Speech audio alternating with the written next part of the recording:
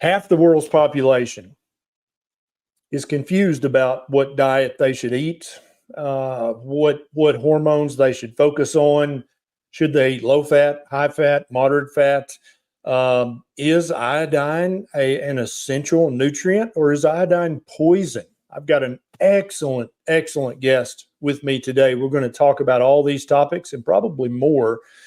This video is being recorded live in front of our private community. We have thousands of folks in there trying to reclaim their health by eating a proper human diet. And they're going to actually get to ask Dr. Bright questions during this Q&A. You started menopause, you said around 52. 10 years ago in 2 months. I'll be 62 in January. 62. So this is what 62 should look like, guys, and act like. So if you're 62 and you don't feel and act like this, then listen up, pay close attention.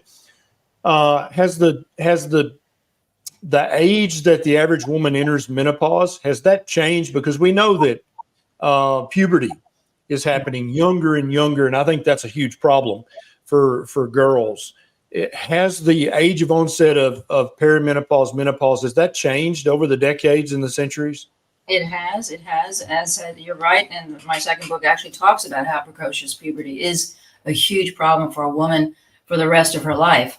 Yes, menopause was, people, Hippocrates and all the old Greeks and doctors through history have written that menopause happens around your 50s. We do know that women are going into precocious early menopause. I would like to say, though, that perimenopause doesn't really exist. It was invented in the 80s by hormone pharmaceutical companies. Pharma invented that term because they had a drug that would treat the symptoms. Is that right? That's right. They wanted to get as many women as possible on hormone replacement therapy. We see that so many times. We see that in osteopenia. We see it in perimenopause. We see it in ADHD. We see it in insomnia. We see it in anxiety, where they've got this great drug they need to market, and in order to do so, they have to have a new diagnosis in the ICD-10. And so all of a sudden we see this huge media blitz, and then there's this new diagnosis. Restless leg syndrome is another one. These things have been around forever and are directly related to people's diet. But then all of a sudden, when they have a new pharmaceutical that they can make billions on, all of a sudden there's this new condition.